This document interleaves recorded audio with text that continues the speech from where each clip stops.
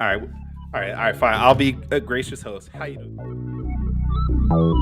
Little Mermaid is the scariest Disney movie by far, though. Why the hell is Ace Blade in your Kickstarter? Some comics. I'm getting controversial today. We're gonna get controversial today with. My proudest moment is this interview and being able to talk to you two.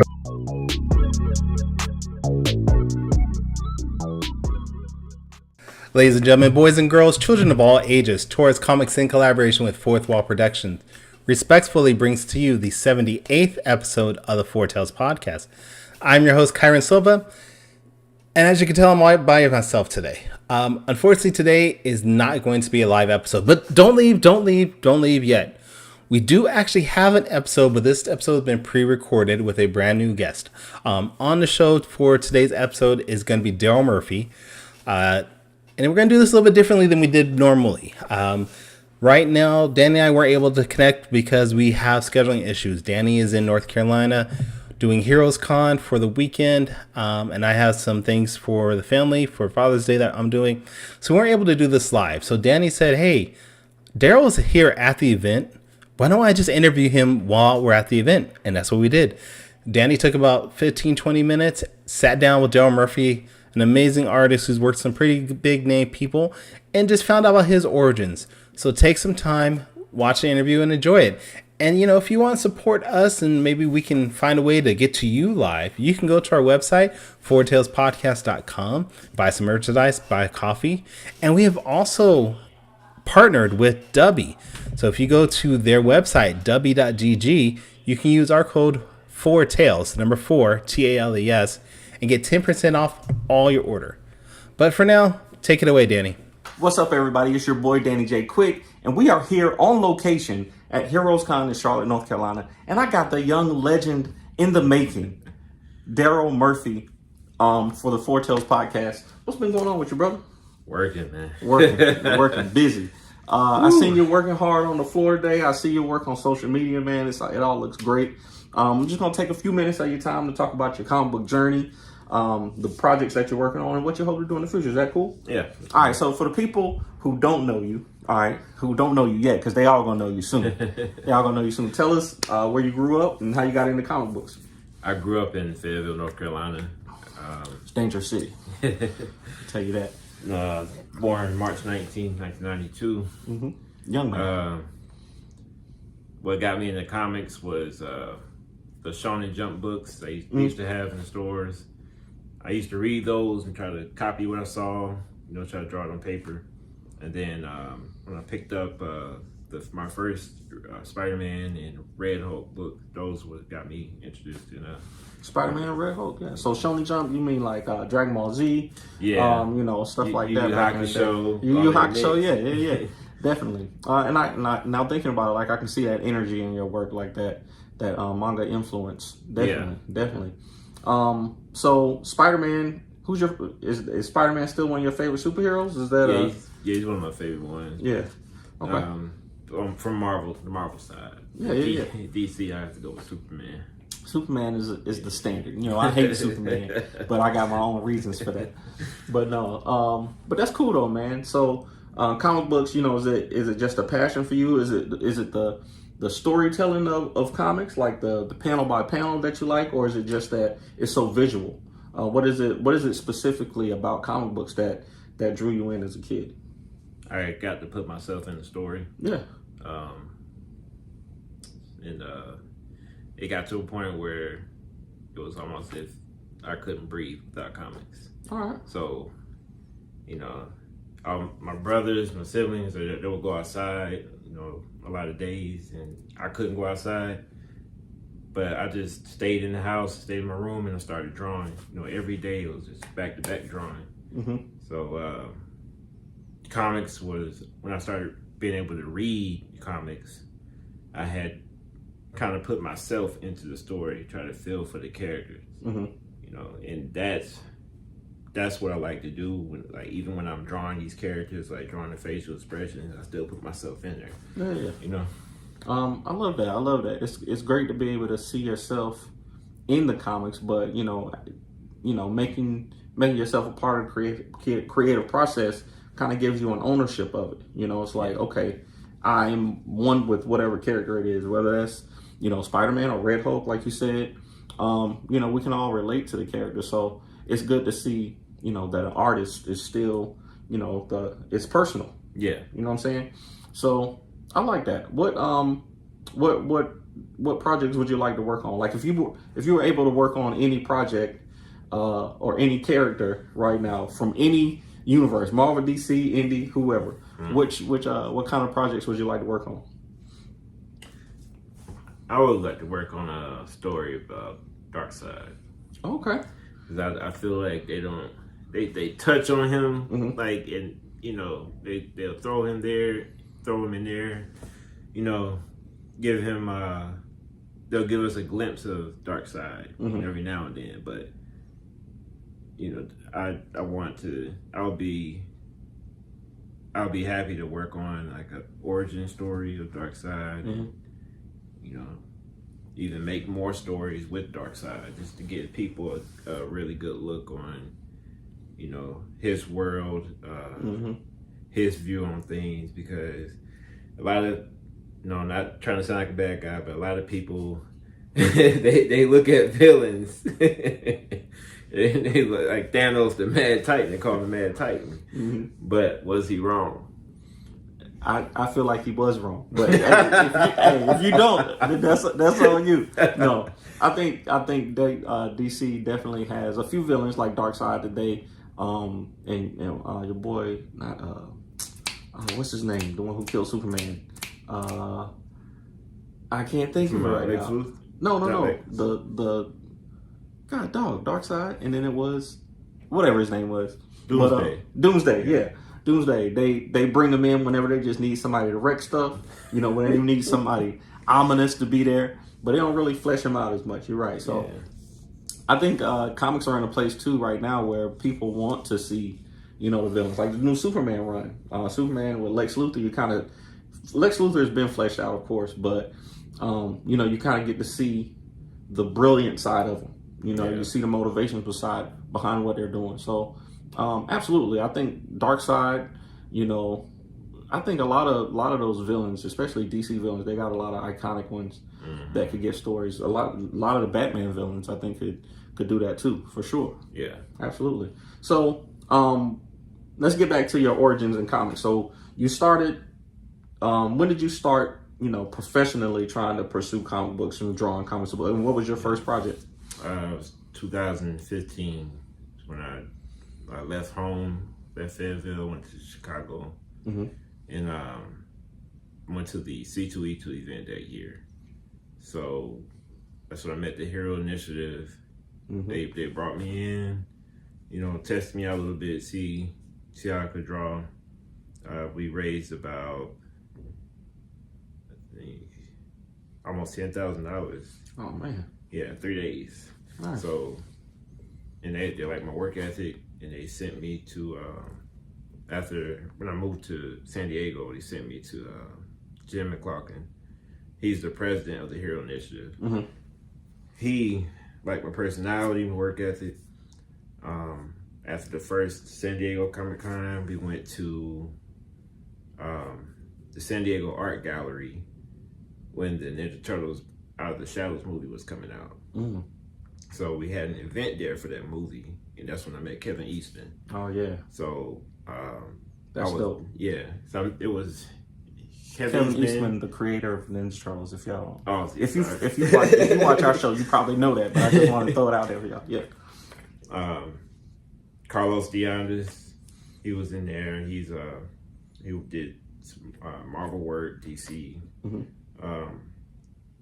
They were very welcoming. Set me down with them and we started drawing Ninja Turtles. Man. So the piece that I drew, it got bought because it got auctioned that night. Got bought right there at the table. When I got to the next Comic Con San Diego, that's when I learned that it was going to be in the book. Oh wow! So the book is called TMNT 100 Project Book by the Hero Initiative and IDW Publishing. That was my first one. Man, that's dope. Like your first, that's crazy. Like your first work as an artist is a Teenage Mutant Ninja Turtle book, and it's published right alongside all the greats who put their work in that book, and that's amazing. And I know the Hero Initiative, they've been here at Heroes Con. They're here at this show every week. I want to say the auction that they do on Saturday nights is with them. So yeah, you can like if you go to their stand, you can see the book that's up there. Yeah, so, yeah, that's awesome, man. That's awesome. So how do you beat that? How do you raise the bar from that? Like where do you go from there? Is there a plan for you? Like do they put you on other projects? Are you just looking for other work as an artist, or how do you manage that? Well, I was what was it? My plan from that was to network, because networking is very powerful, especially in person networking. For sure. So network, listen to, tips that I get from other artists, creators, writers, especially people who's been in longer than me, if I don't think it'll work for my art, I use it anyway, apply it. You have to apply something, for it in order for it to be changed. So if it doesn't work, then I go back to what I was doing before. But if it does, I'll keep it and I'll move along with it, and I'll keep adding on when I get more tips. I can just add on to my skill level. Yeah, absolutely. And, I think that makes you versatile. I think if you can do even the things that make you uncomfortable, as an artist, if you give them a try, then you never know when you might need to use that down the road. So I think that's good, and that's good advice for y'all young artists out there. If somebody asks you to try it. You never know. Yeah, you never know for sure. So I see you got on the shirt. Oh yeah. How did we get to your own creator project? How did we get to the Reverend? I've been when I was young, I was playing video games a lot. I was in church a lot. So I over the years I was like, let me try to make my own self superhero. So it took a lot of developing, of course. I made some comics when I was young, but nothing like professional. But I remembered like the story. I remembered how the characters were supposed to look, the outfit and everything. So I redeveloped it after I got with WTF Comics, and we did a book, Miserable Monsters. I said I want to redevelop Reverend.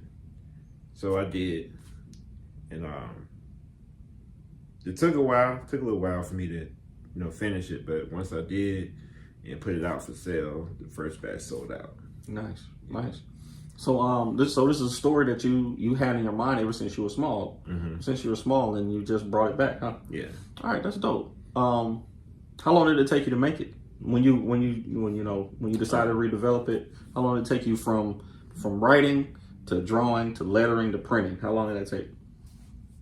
It took about 6 months.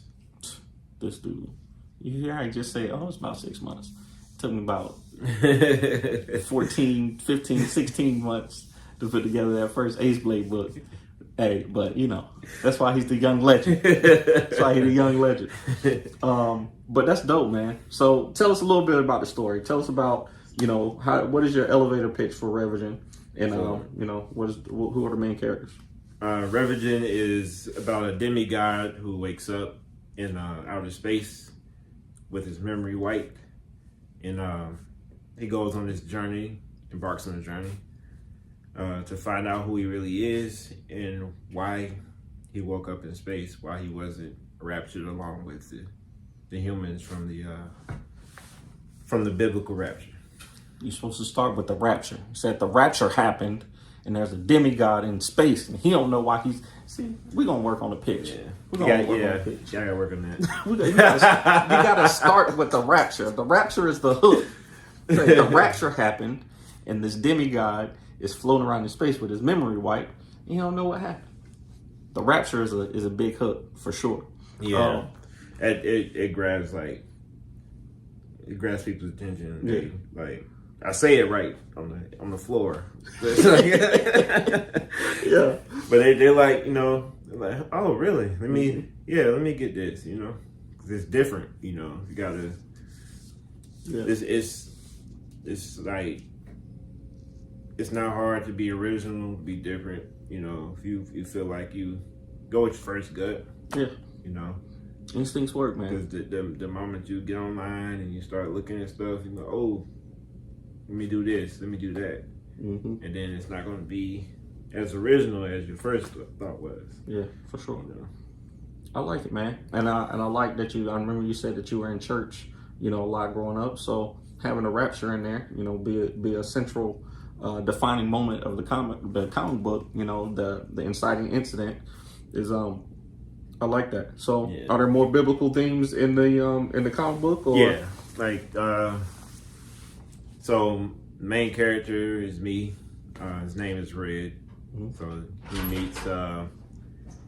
he meets a guy named Enoch from the Bible. Mm-hmm. What's up? Hey, what's up? That's how they keep going. Yeah. We're just doing the interview. You good? We're just doing the interview. We almost done. He meets a guy named Enoch, which a lot of you know is from the Enoch from the Bible.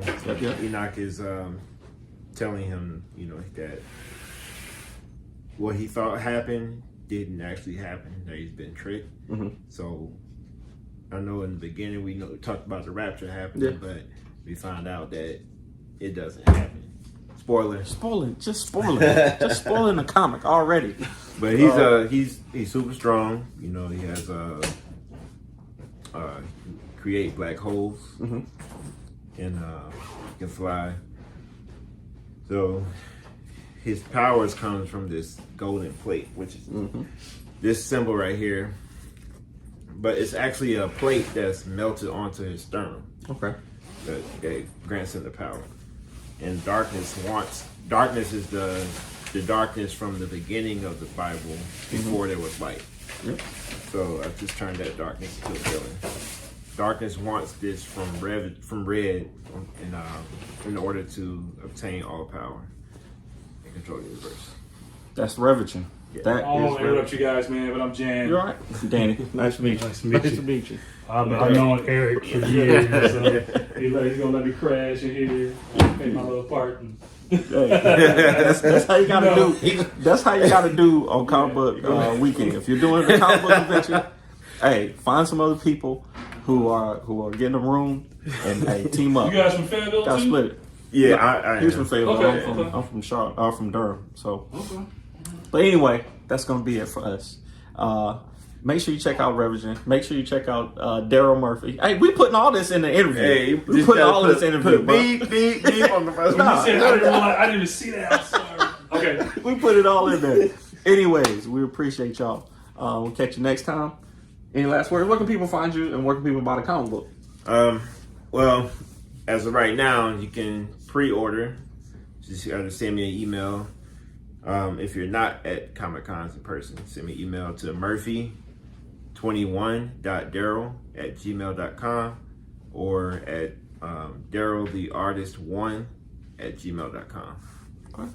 Appreciate you, brother. Thank you. No problem. Back to you, Kyron. Man, I'm so sorry, man. Danny, amazing job. I knew you do. I knew you could do that, brother. I knew you could.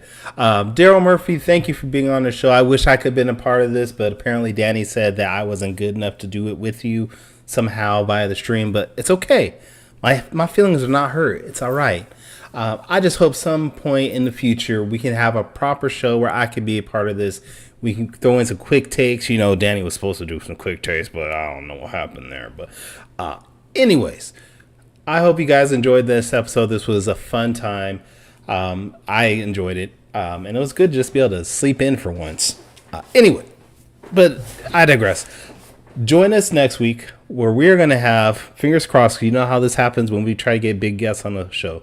But we're going to have Marvel, DC, just all-around legend, Ron Mars on the show. We're going to talk about his history of comic books, what's going on with him in the future, and maybe we'll just throw, our portfolios at him somehow. I don't know. We're going to figure it out, though. But, again, we've partnered with Dubby to go to their website, dubby.gg, get 10% off your order using code 4tails. I'm going to say that as much as I can because it's a new partnership with us, and I'm trying to get used to that. So I apologize for spamming. That's not me, but it's a new partnership. I'm trying to work that out. So until next time, though, sayonara, goodbye, and please take care of yourselves. Music provided by my brother, Quix Made It. Find him online in YouTube, Instagram, and SoundCloud. I want to know what it is Quick is trying to say.